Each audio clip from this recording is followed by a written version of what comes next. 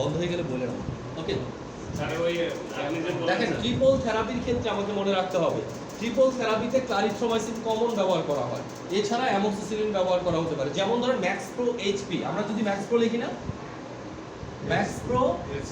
Max pro Helicobacter pylori HP, এই ওষুধটা যদি আপনি লেখেন তাহলে একটা স্ট্রিপ দিবে আপনাকে, ওই স্ট্রিপের মধ্যে 4টা ওষুধ থাকবে।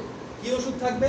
একটা থাকবে ক্লারিথ্রোমাইসিন, দুইটা থাকবে কি অ্যামোক্সিসিলিন, একটা থাকবে ইসোমিপ্রাজল।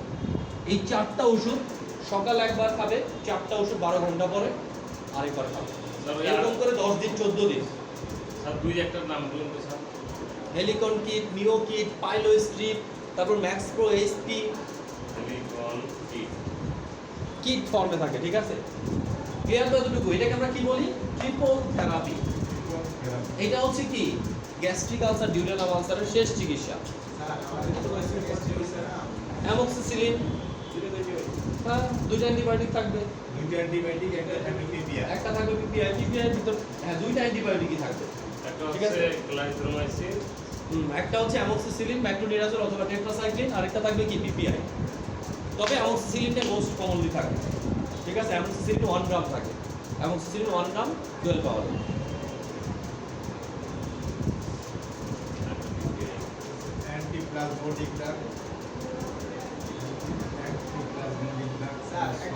আমরা এখনো বলি না।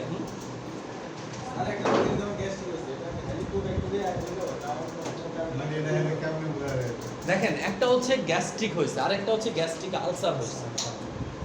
যখন আলসার হতে গেছে খালি পেট জ্বালাপোড়া শুরু হয়ে যায়, গ্যাস্ট্রিক আলসার, ক্ষুধা লাগলেই পেট জ্বালাপোড়া করে প্রচন্ডভাবে, ডিউডেনাম আলসার। তাহলে আপনি তো বুঝলেন গ্যাস্ট্রিক আলসার বা ডিউডেনাম আলসার। গ্যাস্ট্রিক আলসারের 70% কারণ কি? 70% কারণ হেলিকোব্যাক্টর পাইলোরি। ডিউডেনাম আলসারের 90% কারণ কি? Helicobacter pylori. এরপরেও যদি আপনি কনফার্ম হতে চান তাহলে আপনি কি ব্লাড টেস্ট দিবেন, ঠিক আছে? ব্লাড ফর এইচ পাইলোরি, ঠিক আছে? ইউরিন ব্রিথ টেস্ট দিতে পারেন। এইসব টেস্ট দিলেও কি ওরা রিপোর্টে বলে দিবে এইচ পাইলোরি আছে, তখন আপনি কি ট্রিপল থেরাপি ইউজ করতে পারেন। এটা টেস্টের জন্য কোনটা বলুন স্যার? সেকেন্ড সেমিস্টারে বই পড়েন নাই? সেকেন্ড সেমিস্টার বই টেস্টগুলো লেখা নাই? চিন্তা করো, আজকে আমার টেস্ট জিজ্ঞেস করে। ক্লিয়ার এতটুকু? ঠিক আছে, তাহলে এরপরে আসেন, যখন আমাদের গ্যাস্ট্রিক আলসার হচ্ছে, ডিউডেনাম আলসার হচ্ছে, কমন কতগুলো প্যারামিটার ছিল? 1 নম্বর প্যারামিটার হচ্ছে কি অ্যাবডোমিনাল পেইন, তাই না? পেট ব্যথা করতে পারে না। তাহলে যে কোনো ধরনের ভিসেরাল পেইন বা অ্যাবডোমিনাল পেইনের জন্য আমরা যে ওষুধগুলো খাবো এগুলো কি অ্যানেসিআইডি না, ব্যথার ওষুধ না। প্রথমে ফার্স্ট চয়েস হচ্ছে কি অ্যান্টিস্পাজমোটিক ড্রাগ, ঠিক আছে? কি অ্যান্টিস্পাজমোটিক ড্রাগ ভিসেরাল পেইনের জন্য যেগুলো ব্যবহার করবো। তাহলে এই ওষুধগুলো কি কি আছে? টাইমোনিয়াম মিথাইল সালফেট, ডাক্তার রোটাভেরিন, ডাইসাইক্লোভেরিন, ঠিক আছে? আইসোপ্রোপামাইড, যেগুলো লাগা দিলাম ওগুলো আগে মুখস্থ করেন। আইসোপ্রোপামাইড, হায়োসিন। প্রথমে হচ্ছে কি টাইমোনিয়াম মিথাইল সালফেট 1 নাম্বারটা, তারপরে হচ্ছে 2 নাম্বারটা রোটাভেরিন, 3 নাম্বারটা বেবিভেরিন, রস্টিল নাম শুনছেন? আচ্ছা বাদ দেন, শুনতে হবে না, যখন যাবেন তখন এমনি শুনবেন। ডাইসাইক্লোভেরিন, আইসোপ্রোপামাইড, ঠিক আছে? টাইফ্লুরোপিরাজিন, এটা তো কমন মানে কম্বিনেশন। আরেকটা হচ্ছে হায়োসিন অ্যালবিউটাইল ব্রোমাইড। এই টাইপের ওষুধগুলো কিসের জন্য ব্যবহার করে? যে কোনো ভিসেরাল পেন। ভিসেরাল পেন মানে কি? পেটের ভিতরে যে অর্গানগুলো আছে, এই ভিসেরা ভিজা ভিজা অর্গানগুলো, এই অর্গানগুলোতে যদি কোনো পেন হয়, সবগুলাই মার্কেটে আছে, ঠিক আছে? আমরা শুধু বাদ দিচ্ছি আপনাদের মুখস্থ করার সুবিধার জন্য, আর কিছুই না। আজকে না বললে কালকে পড়বেন, পড়তে তো হবে। তবে আপনি যদি বুঝেন এরা কি পেট ব্যথার জন্য, আপনি চাইলে দুইটাও রাখতে পারেন। তো পেট ব্যথার জন্য আসলে আপনি কি অ্যালজিন আর কি ওই যে বেবিভেরিন, রস্টিলি ব্যবহার করবেন।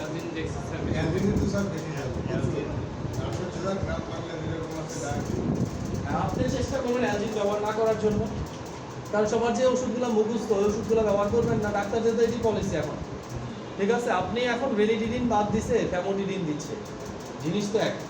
এখন উনি না বুঝে নতুন ওষুধ দিচ্ছে,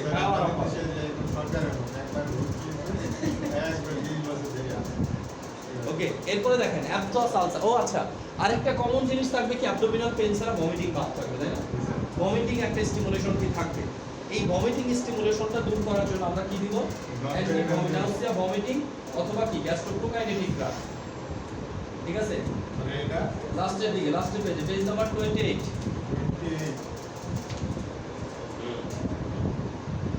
পেজের জন্য, ঠিক আছে? এখানে কি ডম্পিরিডন, ঠিক আছে? ডম্পিরিডন তারপরে কি মিক্রিজিন, অনডেন স্যাফ্রন।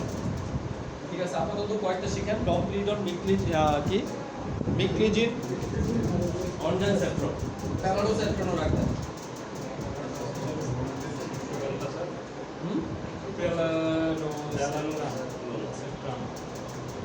ঠিক আছে, তবে গ্যাস্ট্রোপ্রোকাইনেটিক হিসাবে আপনি প্রোটন পাম্প ইনহিবিটর ইয়ার সাথে কি চাইলে ব্যবহার করতে চান যদি কোনো বমির ওষুধ, তাহলে সবচেয়ে আদর্শ, মানে বমির জন্য না শুধু গ্যাস্ট্রিকের সমস্যার জন্য, তাহলে আদর্শ বমির ওষুধ হচ্ছে ডমপিরিডন।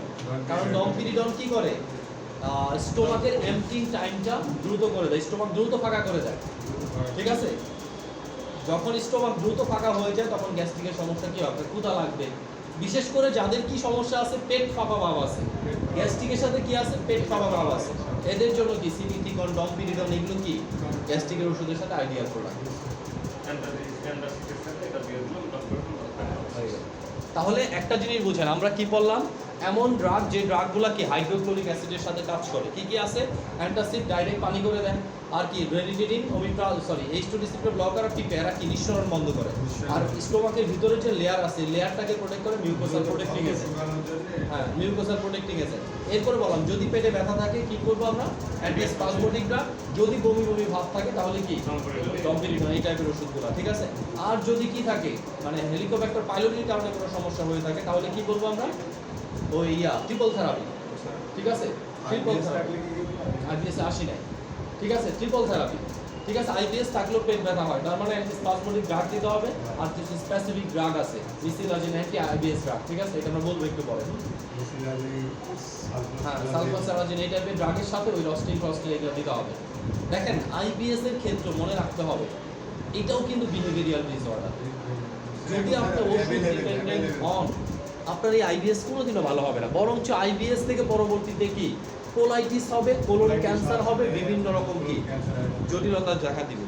তার মানে যদি আপনি ঠিক না হন, সব কিছুর ঊর্ধ্বে আপনার ঠিক হওয়া। আপনি যদি ঠিক থাকেন সব কিছুই কি ঠিক। আপনি ঠিক না, আইবিএস হওয়ার একটা মূলত কারণ একটা পরিবারের দুইজন ফ্যামিলি অন্তত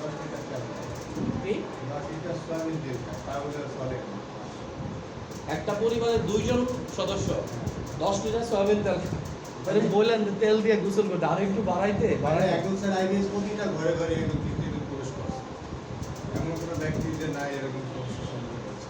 যাই হোক, আইবিএস একটা বিহেভিয়ারাল ডিসঅর্ডারের মধ্যে আমরা ফেললাম।